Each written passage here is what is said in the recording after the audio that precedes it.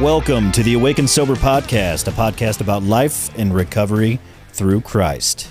Yeah, buddy. Today, welcome everybody, we're going to be talking about trusting the process. Something hard to do sometimes. Oh, so hard. I've been having trouble the last couple of weeks, actually. I had a hard time trusting the process that we are going to get started today. It was looking grim. Yeah, it's we've been putting off. We got sick people.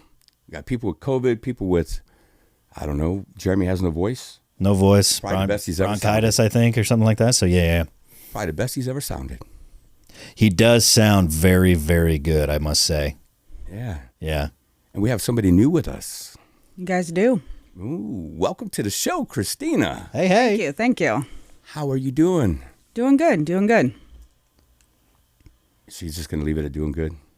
I was waiting for more probing questions from you guys. I shouldn't need a probe. You should just be able to speak.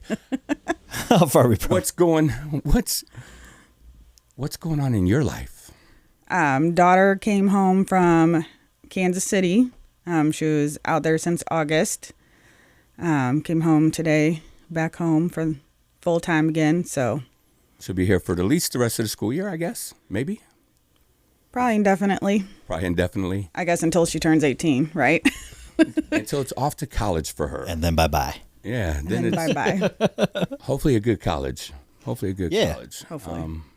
Just depends, I guess, what she decides to do. How's everything else going? Going good. Still trying to figure out how to get the rest of life going since everything with daughter started blowing up last week. And prior to that, I had a migraine on and off for 2 days. So all the life stuff of house cleaning and getting Christmas decorations set up. So just trying to trust the process with all of it. And we'll get more into this obviously, but I've just learned sometimes you got to go with the flow and some things are more important than house cleaning. Yeah. And so, I mean, it's funny because as Jeremiah was leaving tonight, I said, you see her area and you see mine downstairs. And I mean, until you go into the kitchen where you move some of that stuff for just the time being, but the living room looks good. It sure does. Yeah, I mean, it looks good. Just put blinders on everybody if they. It's one of those things. Like every time I come over, I feel like the living room is different. That is part of my self-care. Ain't nothing wrong with it. Is doing that. But the other part of realizing this is, yes, the kitchen is kind of messy, but I wanted to declutter and I haven't been able to finish that because some other things came up that were more important than some of that clutter. And so small steps, baby steps. Clutter. I don't care. We got too much crap. Have to just downsize some more. Who knows? Mikey. Hi. How are you? I'm doing okay. I did not expect that one. Yeah. I did. Yeah, she did probably. I'm not struggling to the point of like everything's going wrong, but I am definitely struggling in that I don't feel comfortable where I'm at right now. And that goes within especially my recovery.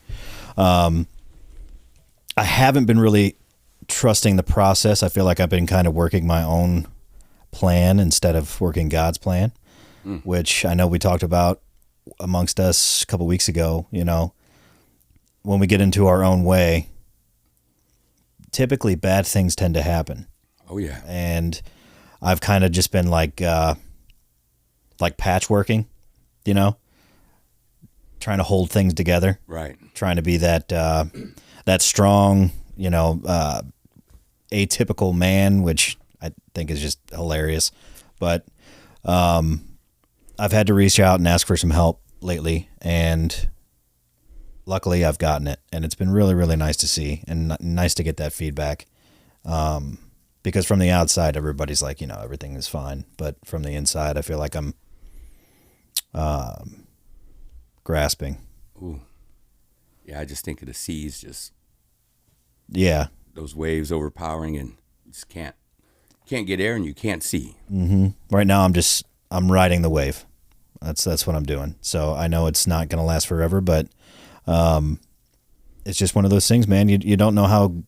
I think it's funny. We don't know how good things are until things go bad. You know. Yeah, I do. Unfortunately. Yeah. Yeah. So it's riding the wave, trusting the process. You know, diving back into my recovery more. Especially with like journaling, getting more involved with journaling. Just started a new journal last night, so that was really important for my recovery. And there's a lot of good things in there. And yeah, you know, So honestly, man, I'm okay. Which journal did you pick up? Which one was it? It was the It's happiness mastery. Yeah, it's a gratitude. Gratitude, yeah. There's a lot of us on it right now. Sometimes you got to keep the same skill but switch it up so you're not as bored, Yes. but still have a lot of the same similarities within that stuff, but just tweaked a little bit different to be excited about it. Mm-hmm. And I know when Brent gets out, he's not locked up, but when Brent comes, That's funny. when Brent Hey, moves Brent. back home, Yeah, when he transitions Yeah. from sober Yes. living back home. we're going to finish writing the journals that we had started a little while back. Yeah. And I think that'd be fun too. Just because we all have insight of what works well for us and what hasn't worked well. Mm-hmm. And so hopefully put it all in and put out a really good couple journals for people. Yeah, because I this like that. one, there's a lot to it. Oh, it's so in depth. It is very in depth. So in depth that it's overwhelming. Yeah. And so you almost have to have someone who's been in it to walk you through it and be like, okay, what do you specifically need from this? And take what you need and leave the rest. Right. And sometimes that can be hard for someone in earlier recovery or starting out in the journaling process, but it's a good second one if you can walk that journey with them. Mm-hmm. Second or third, maybe. It This just is, depends. I think this is number 3. For you? 2 official, but like my third Yes. transition into a different style of Yes. journaling. So you said, what did you say? You just said, have somebody walk you through it. That's Yes. like, oh, that sounds very familiar. Yeah. Walk you through everything in life, huh? Everything. That's why we have people that are ahead of us. 100%. We always have to have someone to lead. Mm-hmm. Eventually, we lead as well. But you know, speaking of leading, I think last night was something I needed. I think it was too. It felt good. So last night we started training for the Celebrate Recovery. Yeah, I meant to ask you. Yeah. I got honest, just up front, vulnerable right up front, and it was nice to do. But it felt good being back doing that. I know that's been a big piece that has been missing. Even though we go to other places, it's still home, doing it at home, right? And so there's something different about your church and being a part of it there and starting something. And so I think that was a big missing piece. Kelsey sent out an email, and I haven't read it yet. Okay. Because I just seen it not long ago whenever we were doing our stuff, getting ready for the show. And so I haven't been able to check it, but she probably sent some days and times, which means I get to go in and go see her. New season. Yes. And we've had a lot of those lately. Yeah, it's hopefully maybe the chaos could slow down a little bit. And I've had a lot of good people. So speaking of Mike, I've had a lot of good people always checking lately. You know, you bring something out, they don't know to check on you if they don't know, right? 100%. And so it took me being honest, and then all of a sudden people going, "Oh crap, yeah, let's check on them." So it's been nice. I mean, Steve checks every day, Aaron, Roger, you name it, and the fellas check all the time. So it's weird. I go from nothing to, all right, this is a whole lot. But what was your fear before? And I think you're seeing the other side. Yeah, I think it was more pride than anything, right? Being prideful, I can't let people know that I'm struggling with this. How will it look when we're starting something new if I'm struggling with my mental health all of a sudden? And so there's a lot of fear, a lot of worry, but in the end, it boils down to nothing but pride. Because God's bigger than all of it, but it was me that was trying to get in the way. Hey, we like to do it every once in a while. We do. it's hard to trust the process sometimes. It's so hard. I sometimes. guess this is a good topic to have, This is, right? this is the perfect topic for me this week, because if I'm not, like I always say, I want to grow. And over the weekend, I had a really good meeting, my home group, and I went to men's breakfast right before it. And actually, Perm sponsor was there, and a terrific guy. And I even texted Jeremy. I was like, I could listen to your sponsor talk about recovery all day, because I was sitting right next to him at breakfast. And I was like, the goal is, because we were talking to another guy who was he's in, he's out, he's in, he's out. I was like, the goal is to be better than you were yesterday. And he just said he just took from that. He's like, maybe not even better, but just healthier from yesterday. Which would make you better. Which would make you. Which I was like, yeah, make you better. But how he said it was like, that's so true. It's like, but how am I getting better on a daily basis if I'm not doing my best in my own recovery? Or how am I if I'm falling back on my laurels, and I'm doing all the old things, and a lot of character defects have been coming out the last week or two, like quick to anger. That's the number one thing. The tiniest things of getting not resentful, but like getting, and I don't want to use the word triggered, but angry. It's just angry. And it's one of those things. It's like, no, it's like, that's cool. Let's not push it down, but let's process it. When in reality, I just want to like go berserk. Like I really do. And no one in particular, but that just goes to show me, I feel like I'm getting ahead of the process as opposed to trusting the process. Yeah. It's easy to do. It is. It's easy to find an escape in something, not just drugs or alcohol, obviously, but in anger, in editing stuff. And then you bring somebody over that now just takes that away from you, right? Because now edits are going to take us. I mean, it should not take long. I mean, he set up sound, he set up cameras better. But look at this perfect timing, right? Like you've needed that. But at the same time, you editing kept you busy and out of your head, right? Right. And we're getting ready to start the Celebrate Recovery and the training and putting all this stuff together. And we meet someone who can take time management for you and not spend so much time on the editing as we're starting this recovery program up again at this church. And we're going to need to have more time to focus on that. Yeah, and it goes with trust the process, right? Is everything in those seasons has happened for a reason. And, yes. And we've seen it time and time again. Look, I've been in a pretty bad headspace over the last year. My wife you have held everything together for this family, really, above and beyond what any person should have to do. Just because I didn't take off and go see a doctor like you told me to do a while back, right? Months ago. But like you said, I mean, editing keeping us busy, life keeping us busy. And then this week, as Celebrate Recovery starts, our daughter comes home.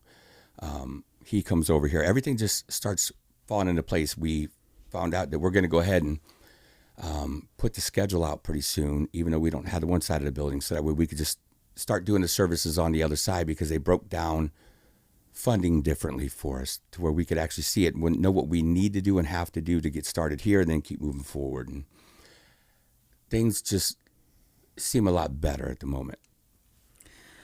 Yeah, and one of the things that I found was don't rush and enjoy the journey. And I think a lot of times we always want to look towards the future and, well, this is where I want to be. And I had a conversation with a client today, and he was like, well, I'm just not happy.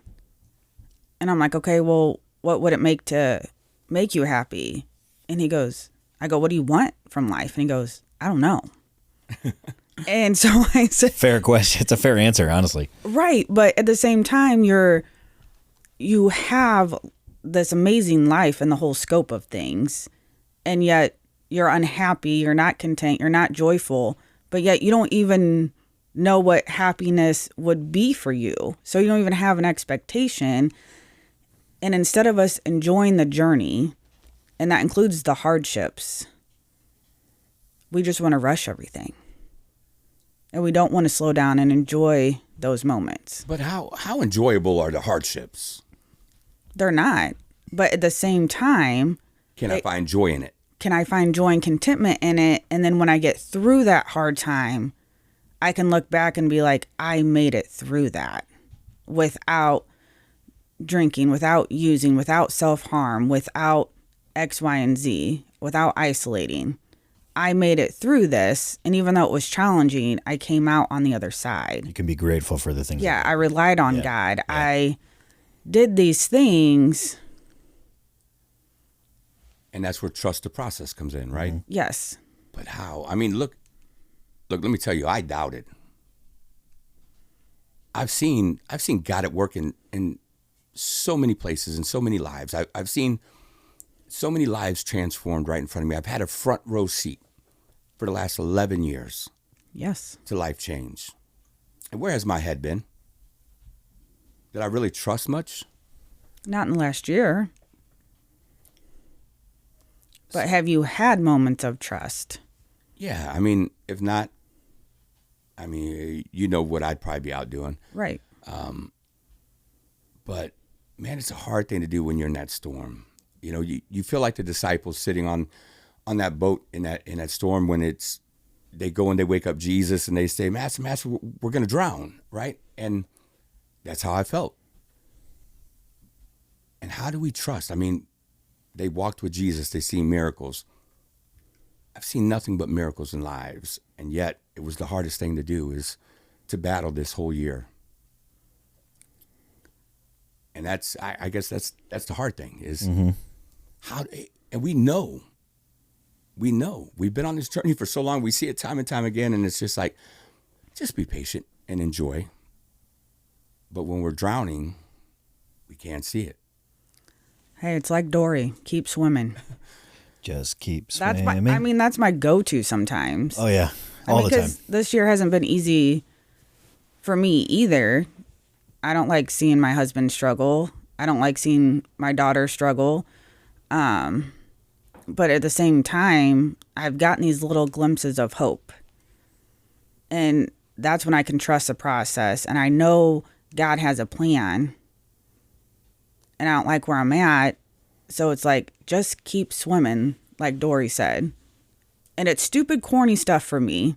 And people laugh at me and be like, that's really what your go-to is? Yes, it may be. That may be a little sparkle in my head that keeps me going that day. Yeah. Sometimes all it takes, though. So me and Brent were talking the other day, right? And we're talking about a couple of services that he's been to. And one of the pastors up the road said his definition of a miracle. So it's not the definition from Webster or anything like that, but he says a miracle is a way. Well, Those dang elbows of yours. no, somebody called. And it's funny. I'm glad I muted it when I did. Yeah. So a miracle is a way that God intervenes that just does not make worldly sense. And if we look at the miracles in our lives, and we can see them everywhere, it's hard to believe that we can't eventually trust in the process, right? And so I love that definition of it that he gave. It don't make worldly sense. No, it sure don't. See why we're all still alive. I mean, there's probably not a person in this room that's ever been in this room that should be here. Yeah. And so, but yet here we are. Not lose faith all the way, but definitely lose faith in ourselves, continuing. And then God to say, hey, look, I put all these people in your life to help you. Use them. Utilize them. And then some of us just too stubborn. Mm-hmm. You said you don't want to see like the people in your life struggle. My big thing is, and it comes back to that pride and that ego, is I don't want people to see me struggle. Like that makes me more anxious and depressed to let other people see me struggle. Well, Even though I can be grateful for it at the end, it's, I got this. Not like I got my recovery or anything like that, because those are the 3 least favorite words in my entire dictionary is I got this. I hate that more than anything. But like just the day-to-day struggles. Like I can get through this. I don't need anybody. And it's like, dude, where was the last 22 months of recovery gone? Like you relied on people all the time, and now you're gonna become a shut-in, and you're not gonna reach out. Like it doesn't make any sense. It's ego and pride and my way getting in the way of God's plan. That's all it is. But let me ask you a question. So, would you openly share with somebody else your struggles if you didn't know they struggled? If I didn't know they struggled, would I openly share with them? Like, how's your relationship with your therapist? How's your relationship with your sponsor, the people at meetings? Good. But why is that? Is that because they openly share about their struggles?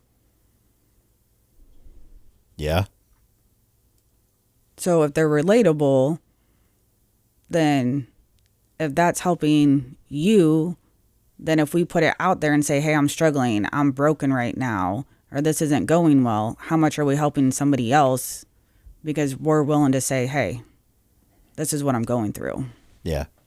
But that's what I'm saying. It's like the months and months of recovery. It's like, that's what I was doing. I was putting everything out there because I knew it was relatable and I needed help to be walked through, and it's only been the last couple of weeks to where it's like, I don't know what has changed, or if anything, probably a job switch maybe, but, it's just crazy how those things happen and how quickly it can happen. And it's like, I like I said, my old self was coming back, and I even shared that, like, old Mike, old Bonk, whatever you want to call him.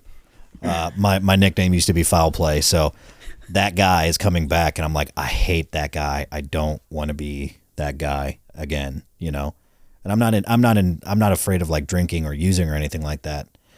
I know a relapse is always possible, but the character defects are bad enough. Defects, man, God, they're just so bad, and it's. Luckily, I have a great girlfriend in my life. I have a very supportive family. I have a very great therapist. I have men in my life that I really, truly appreciate and respect. Without those things, it comes back to gratitude. It's like, without those things, I would be in the bottom of a bottle or at the end of a barrel right now. I know it. I know it for a fact. Easily. And here's why I say it's pride and us not trusting the process. Because we get to a level of stature in a way. Comfort? Well, I wouldn't even say, I'm saying like our job positions. True, yeah. So a pastor, he's supposed to have those things figured out. Counselors, therapists, all those things. How do we say that we're struggling and have people look to us for help? But when we're struggling, we are helping. But we can't see it because the pride is there. And I think that's what it is we're starting something new. And so if all of a sudden I put it out there that my mental health is gone, it's in the crapper at the moment. Instead of just going to get help and admitting it and having those brothers walk a journey with me, we try to hide it because we don't want to look bad. Yeah. That's the dumbest thing. Like you feel like the Scarlet Letter or something like that. Yeah. One thing I love about you, Kristina, is no matter what, when you struggle, everybody knows. And I'm not, that's a good thing because you're not going to hide it. When you're struggling, you tell people. And I think that's pretty cool. Me, I just try to hide it. I can't anymore, obviously, because we put it out over this. We put it out everywhere else, which is nice because it is. Like I said, I've had, I get 10 messages, 15 messages a day from people. How are you? That's weird. It's different, and I love it, but I hate it. Right, yeah. You're like, I'm fine. What do you mean? Everything's okay. No. Thank you for asking, guys. No, but it's been nice to have people check on you because you haven't had that. Yeah. And the reason I do let people know I struggle, and it's, as a therapist, I have to walk that line, right? Of how much do I let people in session versus like not take over the session because it's not my session, it's theirs. That's right. But I've also heard throughout the years as I've led groups and talked with one-on-ones, even just during an assessment introduction, they're like, thank you for sharing that. Most people would not. And that's why I want you. Yeah. Yeah. And that's what rings in my ears. And it's just been over the years. And even though I walked that line, and obviously it depends on the person and who I'm in the room with and what I'm going to share, that's made a whole difference in their life. And I know that I have a purpose. And so I have to trust that God has put me here and put those clients in my life for a reason, because I'm supposed to walk their journey with them because someone else walked my journey with me and continues to do that. Yeah, and as a therapist, you do have to. It's a fine line. Without a doubt, but it tears down walls, and we know that. You know, and Roger pointed out something earlier to me, even while we were talking. I've never had a problem talking about a past struggle, ever. You know, I went through all these struggles because God used them to reach many, right? I think I did everything wrong in my life so that way I could reach a wider audience. Not saying that God had me do that. I did that. I made those choices. God is just able to use it for his glory. And so I needed to be able to reach all kinds of people. I guess maybe too proud, got too prideful. I don't know. And so this last year is another learning process for me that has sucked to learn the lesson the way I have. But hopefully I don't forget it so soon. And I think some of it for us too is we don't want to trust the process because we want to go back to controlling everything, because that's our safety net. So true. If I can try to control it. What are you trying to say? I'm not a control person. What? I didn't say nothing. Takes one to know one, my friend. Right. But if we look back at our lives, no matter what we've struggled with, we've tried to have control. So if I can control that no one knows that I'm struggling right now, if no one knows this, or if I isolate, no one knows anything, if I can control the narrative and I can control all the pieces on the board, I'm safe. But when we try to control everything, then we start manipulating, and then we actually make things worse. And if we look back when we controlled and we just didn't surrender to God and say, hey, God, I trust you, because we don't want to wait. We want everything on our time. I mean, it's trying to like force feed a 2-year-old a hot dog that they don't want to eat. They're not going to eat it. They're not going to eat it. Mm-hmm. Bad analogy, but that's okay. Okay. I don't want to force feed a 2-year-old. I liked it. I thought it was good. Oh, it made sense. Especially I just don't like the visual. With 2 small children in my life now. Yeah, I totally get that. Okay, peaches, mac and cheese, it don't matter what it is. Yeah, if kids ain't going to eat something, they're not going to eat it. So what did you think of the term trust the process when you first got into recovery? Sorry, I'm not I like that. I like straight up. That's how it was. The process was not fun, and trying to be politically correct on a Christ-centered podcast. Well, then politically correct and Well, Christ-centered. I mean, more Christ-centered and loving, I guess. Just use your words right. You're good. Yeah. So when I went into recovery, I went into it, I was actually pregnant with my second kid, and restraining order was in place. So it was not a good situation going through a divorce and custody battle, and started on the codependent side. And the court system for custody is not a short and easy process. And so I couldn't control everything. I had someone else and other people dictating a whole bunch of stuff. And it was hard. It was not easy. So what did trust the process mean to you? Did it mean anything? Like, I didn't even know what it... I knew it in terms of I think sports. the only... See, and I think that's what's... I'm going at... What did it mean to you? What did you think about trust the process? Be patient and stop talking. Ugh. I mean, that's really, at that moment, at that time, with everything going on, that's really what it was. Wait and just keep quiet and take care of your kids. Yeah, and I thought it was a cop-out for people.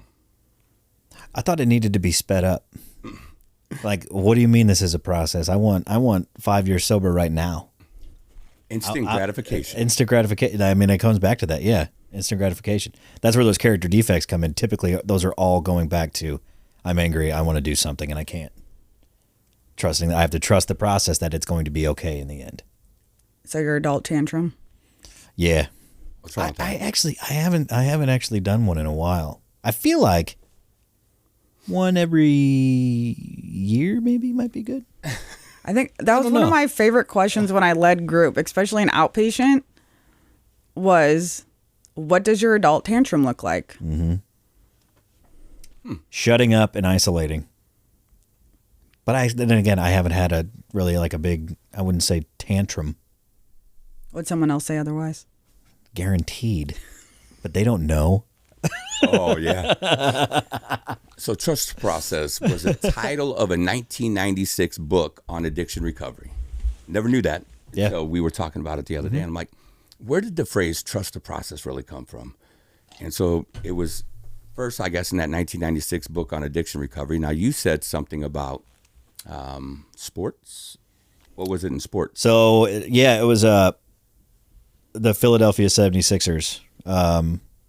Just a few years ago, probably a decade ago, that it actually came out, trust the process, and it became like their thing, like where we may be terrible right now, but just wait, and now they're a perennial playoff team, and they're always in, and trusting the process was like, still ain't one.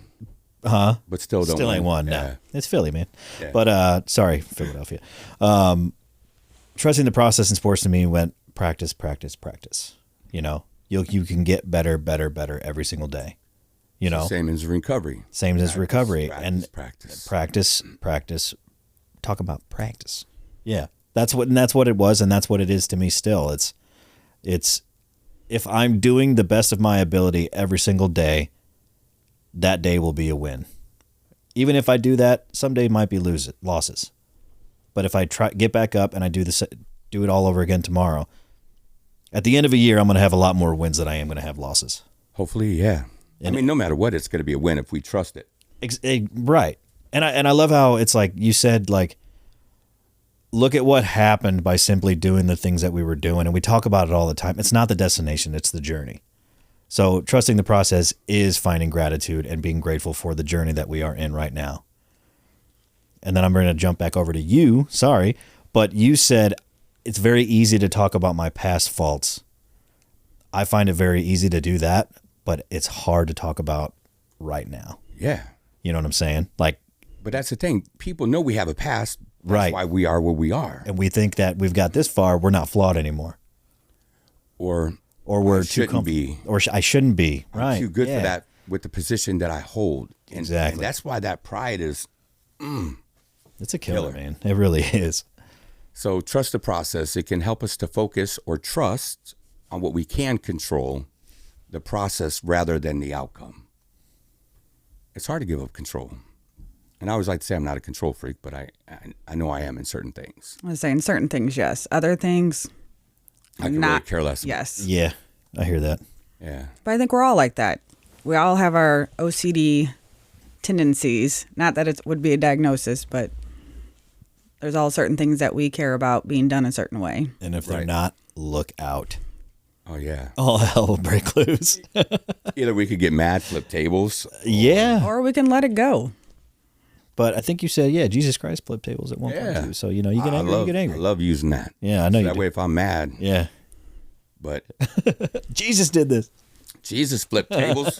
Can you please not flip the table that I just put the Christmas tree on? I will not. Okay, thank you. I'll leave it alone. The living room looks good at the moment, so I'll leave it alone. That's international waters. You can't be touched. I have used that so many times lately, and I love it. I love it. I was gonna go somewhere with it, but then I don't know. International waters, I guess, threw me for a loop. It does that.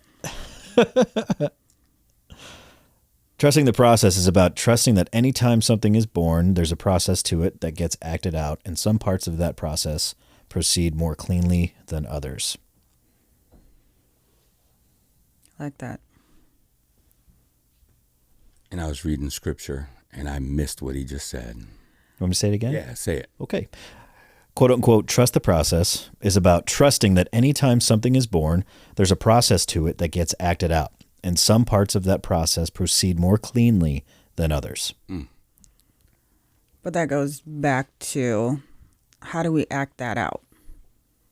And so we always say in the beginning of recovery, you got to replace, like, if I'm drinking every day, we want to replace it with a meeting every single day. So what skills are we doing? You brought up journaling, and I know you guys always on here talk about journaling. Obviously, I journal all the time and have, I don't know how many pens from Tactile Turn that I love. Hey, name drop, Tactile Turn. Tactile Turn. Sponsor. Go on our website, Sober15, get 15% off. Yeah, buddy. And we'll hit a good commercial here in a few, hopefully. Oh, yeah, we will. Don't you worry. But what skills are we doing? Because I can be better than I was yesterday. I can twist that around. But what am I actively doing as far as my actions? Mm-hmm. Because that's also going to help change my mind. Yeah. I can get up and go through the motions, be like, well, got through today. But what am I doing? But sometimes is that okay? Sometimes I agree it's okay. Yeah, I mean, we can't get in that rut, but I think that's part of that trust the process. Like, Yeah. we may go through the motions, but at least we're going through the motions. Yeah. And I think it depends on like what you struggle with. And is it one of those things that you're consistently just doing that? But if, like, especially if we're further along in recovery, if we're just going through the motions or we're in a funk, what skills did we stop doing that we need to get back to? And we try to overcomplicate it, or we stop doing these things and we wonder why we're an emotional hot wreck, whatever that looks like, being angry, kind of like you said. Mm-hmm. We stop doing those things. The basics. The basics. Yep. Small ball. Yes. Yeah. Thing that wins games. Small ball. And we quit doing them because we want to practice a home run. We don't want to practice a base hit. We don't want to practice a hit and run. We want the home run. Right. That's really, really good. I like that. But it's true. It's so yeah, totally. Yeah, and if you don't like sports, just look it up then. You'll get it. It's easy. Yeah, I mean, but it's 100% Look true. up the 1980 Cardinals. Well, I'm this far in my recovery. I'm too good for that stuff. Why? It got you where you are. Right. I mean, at one point, I worked at a restaurant as a busser. And then, I mean, life's, again, a journey. And you work your way up. And you work your way up. Yeah, because God will give us hopes, dreams, aspirations, goals, and he gives them to us right away, right? And it's just an immediate thing that we get. But then there's those times that he gives us just a little piece at a time. And then we're wondering, God, why? Let's speed this process up. Let's give it to you. I need it. I need that instant gratification. And are we going to trust God in it? And it's hard to do. It's hard to kick back in. But would we trust God if he gave it to us right away? Because certain things we wouldn't. We'd be like, oh, I got it. It's my shiny new car. And then almost take it for granted and be like, I mean, not all the time. No, a lot of times we do. I said at the beginning of the recovery, if I knew at the beginning of the recovery what I knew 3 years later, I wouldn't have been sober. I'd have screwed it all up quickly. There was just something about it that you could see why the steps were put in the order they were put in for those of us that are steppers, right? And we could see the process and the journey that we needed to go on to get to where we were. Because if we knew that stuff up front, I was gone. Yeah. And that, I don't know, as we have to wait, we could see God prepares us for that journey, right? And God to shape us and mold us and turn us into what he needs. But dang it, we don't like it. Not right away. Okay, I don't like it. Yeah, How about not- that? not I right won't away. speak of we. Right. I and me statements. I don't like it. Yeah. Which goes into, I found this and I thought it was really good. Grapes must be crushed to make wine. Diamonds form under pressure. Olives are pressed to release oil. Seeds grow in darkness. Whenever you feel crushed, under pressure, pressed, or in darkness, you're in a powerful place of transformation. Trust the process. Trust God. And I think sometimes we forget that. Like, even though maybe life is hard or life is challenging and we're going through something, is God changing us for the better? Always. I used to not think so. I used to think I was the victim of it. You know what I mean? Like you did something, God's punishing you. Yeah, like why? What have I done? You know, I'm a good person. I thought I was, but you know, I might have done some good things, but no, yeah, that I love that because like I always say, especially in the rooms or in the groups I run, it's like I don't like recovery is hard, right? It's really really hard, but I don't want anything easy because the easiest thing I could do right now is literally leave here and go drink. That is easy. That takes no skill, no work whatsoever. It'll just take work later. It's going to take, you know, so true. But I want those hard times because that shows me that I can get through them. And that shows me that I can be more grateful for the good times that I do have. So in those hard times, what does God build in you? Man, I just had a word on my... He grows our character. He grows our faith. Right. Resiliency. Resolve. Yeah. I mean, he grows all these things to prepare us for what he has called us to do. But dang it, we don't like it. But I think it also helps us grow dependence on him and build a relationship with him. Mm-hmm. Yes. Instead of things on this earth. And that's where that faith comes in. Yes. I mean, he grows our faith tremendously. And to sit back and thank him in those times, you know, when this season, I'm hoping is coming to an end. With the things that are being put in place now, it seems like that season is coming to a close, I hope. And as it does, I want to be able to thank him. Because right now, I don't want to thank him. I'd rather have a boxing match with him at the moment. And yes, I know I lose every argument I have with him. But that's where I'm at with it. You know, it's like, why? I know why.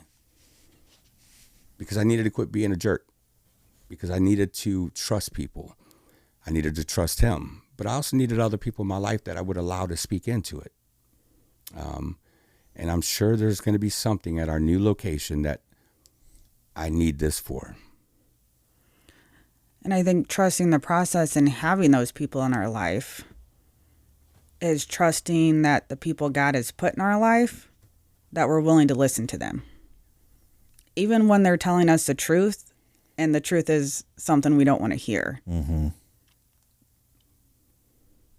Most of the time, truth is something that we don't want to hear. Yeah. I mean, if somebody has to come up and really speak truth in that way, it's not something that we want to hear. Right. And as long as it's done with truth and love, which was a hard thing to learn, right? Truth without apology, I was good at, you know, whether you liked it or not. But truth and love is something totally different. And if they have our best interests at heart, hopefully we could receive it.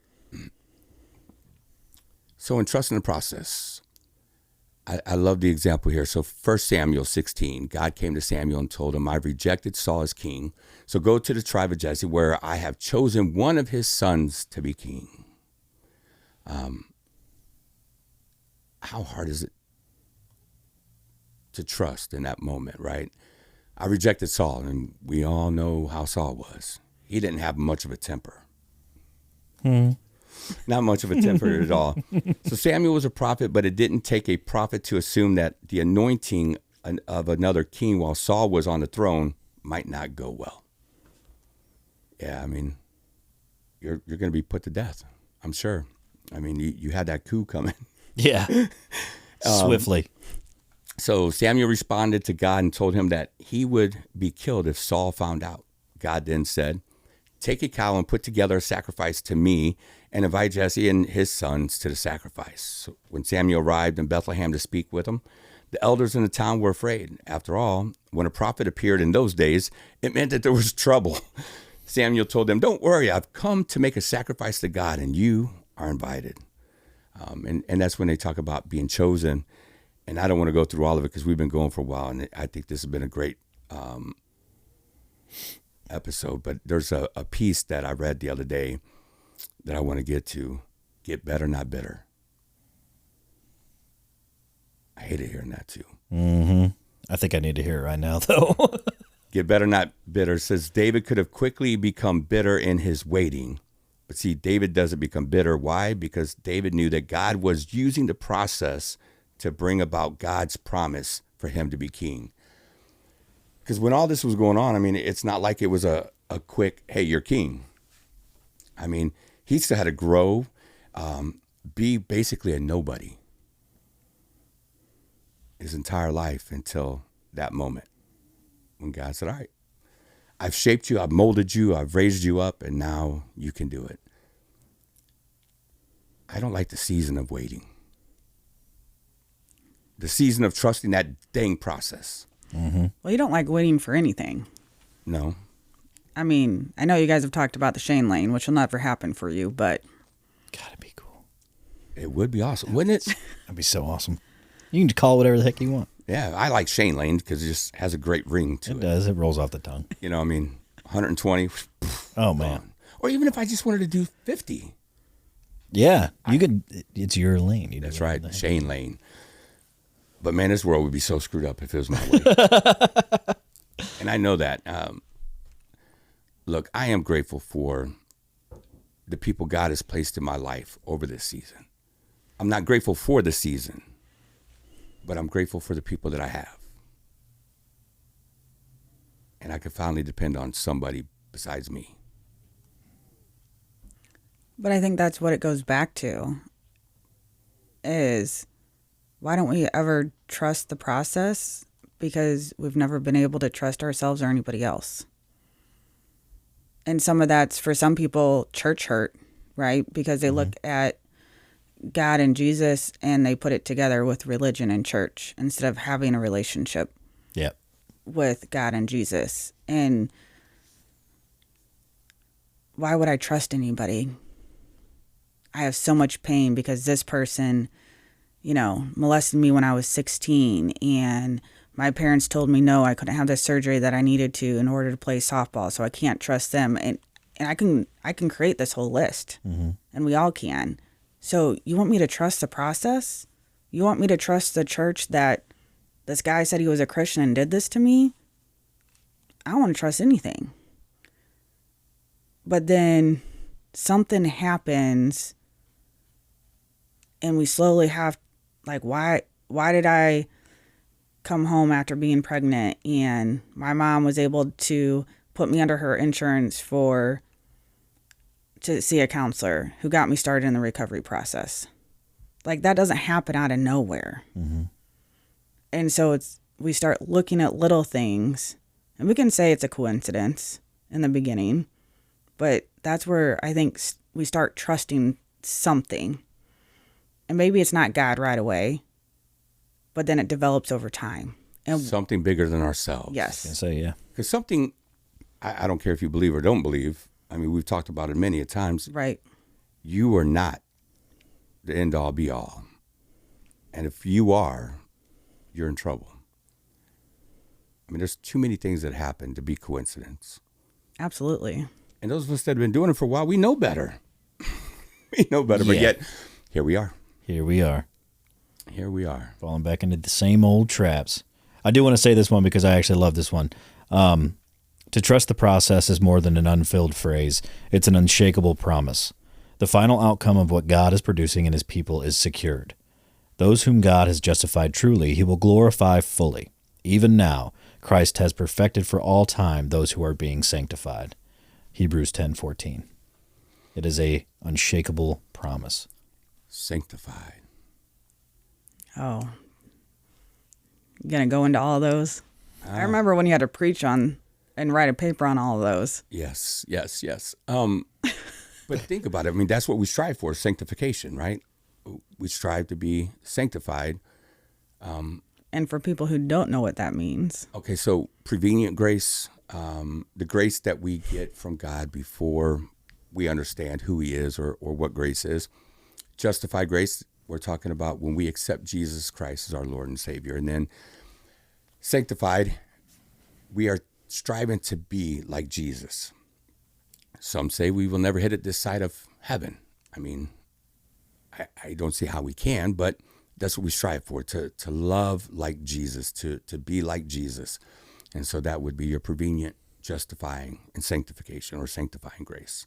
See, and he says he's not smart. Look at that. Off the top of his head. No problem. I love Jesus. I just don't like seasons. Everybody's got their niche. I want one season, hot, summer. I'm sorry, we live in Missouri and God has kept us here. Yeah. Yes, I know. I mean, he truly. So far. All the times that we So try to far. leave, I believe I it. don't even know why we try to leave anymore. Yeah. Because God just keeps telling us in big letters, bold, neon, flashing, you're not going anywhere. Yeah. No. Yeah, it's Stay kinda crazy. put. It is crazy. Stay put. I was going to go ahead. I thought you had something else, but you just read it, didn't you? I did. I was going to say, if we're getting ready to close, I think, unless you have something. No. We're going to be wrapping it up because I'm going to go in. If nobody has anything, I hated this episode. I needed it. But I think it's a good episode. I mean, especially for what we're doing right now. Yeah. This season, and I just mean winter, and not the season of my life or anybody else's, but this season sucks for a lot of people. It does. Hi. It's one of the check-ins I do right now. Like, how are you? Like, how's your depression? Because mental health is a really big thing. Whether it's just regular depression, seasonal depression, bipolar, PTSD. A lot of people are not outside, and it's a big check-in I do, which normally I don't do all the time, but it's a big one. Yeah. Sad. Seasonal affective disorder. And I preached on that, didn't I? You did, because we talked about the lamps. And I talked about how I was battling it, but I didn't come out of that season, so I don't think it was just sad. Yeah. I think it was just something I didn't want to admit to. But Well- I don't, this season really stinks for a lot of people. So for those of you out there, if you know that somebody close to you, or not even that close, struggles with mental health, this is a season that they need you. They always need you, but this is it. This is the time that we lose more people than any other. And so- a simple check-in, hey, how are you today, can make the biggest difference in someone's life. And when they say I'm fine or they say okay, dive deeper. Ask them what they mean by it. Take them out for a bite to eat, or stop by their house and bring them a burger or something. I like saying, hey, you're not walking into Walmart. I'm not a Walmart greeter. I'm your friend, or like, this is our relationship. Don't treat me like a Walmart greeter. Yeah. Try again. Yeah. Put a funny spin on it. I always just say, okay, so how are we really doing? Yeah, and I just, when they say fine, freaked out, insecure, neurotic, And emotional. Yep. And if that's the case, great, then let's have a talk. Yeah. Let's get out of your space right now. Yeah, so check on them because they need you. I mean, we all need each other, no matter how far along in this journey we think we are. We're not. Lead from brokenness. No matter how long you have with your struggle. I think that's a big thing. I don't care if you got 2 days. I don't care if you got 10 years, 20 years, 50 years. No matter what, share it. It's okay to be broken. It's okay to be struggling. And when you put it out there, it no longer has power. Absolutely. I think that's one thing that I forgot really quick. I give it power over me when I hide it. And when I don't hide it, like when I speak it, it no longer has control over me. It no longer has power over me. Yes, it's still real. There's still things going on. But when I allow people to come in, it no longer has power over me. And I have all these people that are loving on me and checking on me. And you'll have the same thing. If you will just give up the power, give up the control, and realize people love you. You have worth, you have value, and you are wanted and needed. And I think that even goes into God wants to hear your pain. God's okay if you're mad at him and angry. He can take it more than anybody else. I have had many mad and angry conversations with God on paper and in the shower. And he is still there. He's still loves me. Doesn't change any of that. And I think some people are afraid to go there with him. But he'd rather us go there with him than us struggle on our own and not bring it to him. I feel so much better. Do you? What, when you yell at them? Yeah.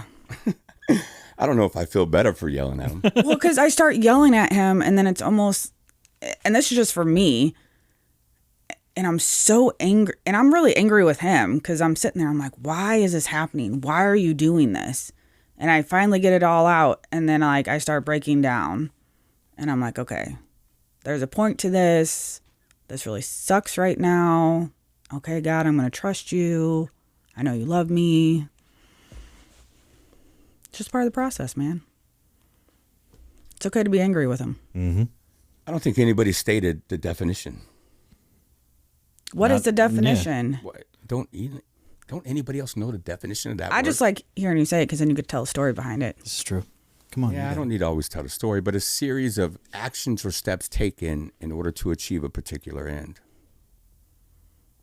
And most of us are, or actually all of us are in a 12-step program. Yeah. Mm-hmm. Series of actions or steps, the 12 steps. I had to take action, so I had to admit that I was powerless. And then I could work the steps. And what is the ultimate end for us? What is the achievement that we're looking to do? Serenity, peace. Yeah. Healing. Healing, sharing our story with somebody else. Whatever that is, I mean, all those things. So if I'll take action and surrender and I'll work the steps, I will be able to achieve that through the grace of God. So, yeah, we don't have to battle him. He will grieve with us if we grieve. He will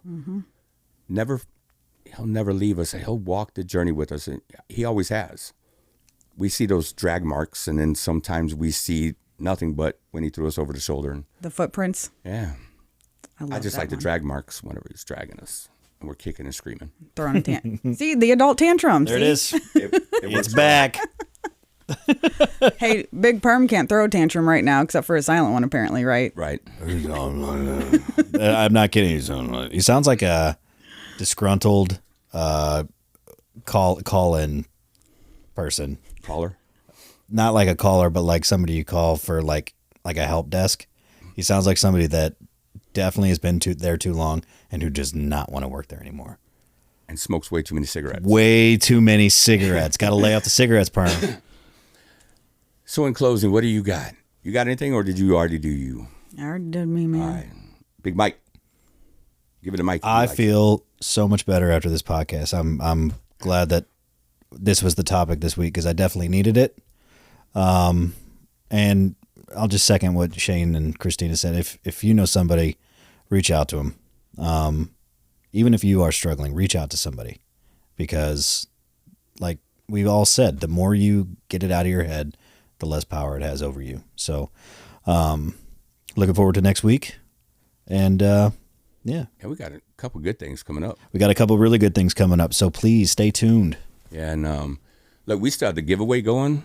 Yeah. If people want a free pen, tactile turn pen, and is what's sad is with all the things we did today, I didn't even bring one in with me. Oh, wait. Got it. Right here. The one who said that he would never use one. Oh, yes. We're way He past loves that, them. Christina. Come on. We're way And- past that. How do you not love such a pen? Something that you could pass down from generation to generation, lifetime warranty. But Yeah. just the craftsmanship that goes into it. And from Will down, a phenomenal owner. And I mean, everybody that works there just has big hearts. Yes, I do. Eloza, we love you, my brother. You've Yes. made some pretty fire stuff and just such big heart just to send stuff out. And I mean, I love everybody there. Kevin, you name it. Yep. So, Where can the listeners go?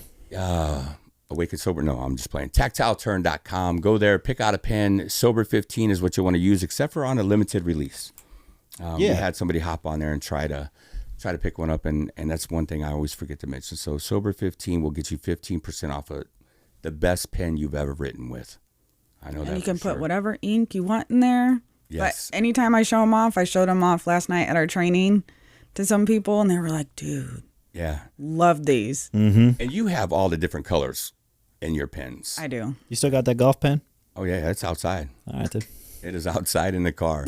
That is, I have no. saved it for you, even though monster. I needed to sell it.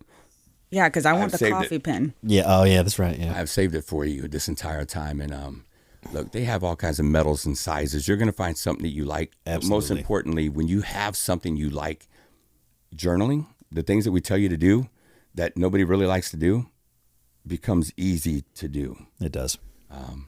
And I'll stand by it. The best thing that we could do for our recovery, pen to paper.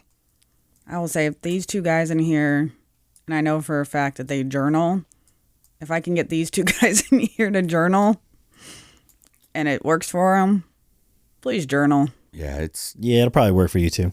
Yeah, and this season most, because you mentioned that earlier, you know, all the things that people go through. I had 3 out of the 4. So this season is especially hard for me, and I think I forgot that this is that time of year, that season. So yeah, that was good to hear, just to bring up. So think about it. If you write during this season and it does not help you, we'll refund your misery for free. Every time. 100% of it. And the giveaway. So the giveaway. So if you are wanting one of these for free, please send us a testimonial to info@awakensober.org. We're going to go through them. No one will see these besides us, and then we're going to pick one, and we would hope that you would come on here and share your story with us and with all of our listeners. And somebody said, how are we going to pick it to make it fair? And I don't want to say the best, because every one of them is the best. Is worthy. And so we'll probably just number them. Yeah. And do a random number generator, which will keep it fair. And I think that's a great idea because someone may not be a good writer. Yeah. And so I think it keeps it fair. For sure. We've seen a lot of giveaways done like that throughout the EDC community. And so not what I think is the best, not what anybody here thinks is the best. No, not at all. A random generator. We just want, and everybody will probably come on the show that sends us one and share their story eventually, because. And it doesn't matter how far you are away either. We have a way to bring you on. Either through phone and video, or bring you right here and sit you down at one of the love seats. Mm-hmm. Or if you do, I mean, if they want to keep it confidential, can they still? Yes, they can still submit one. Absolutely.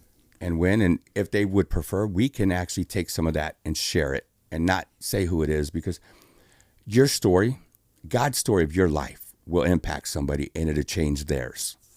Very cool. And so it has. I just figured I'd ask. Some people may not. No, that's may great. be in a high position. We've worked with those. We have worked with a lot of those, and so maybe they want to, but they can't really say what they do for their job and have it come out over the internet. I 100% agree, but disagree.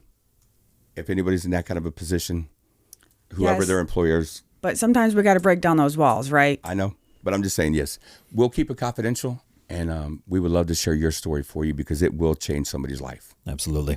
So with that, don't forget to like, share, and subscribe. We are on all podcast platforms.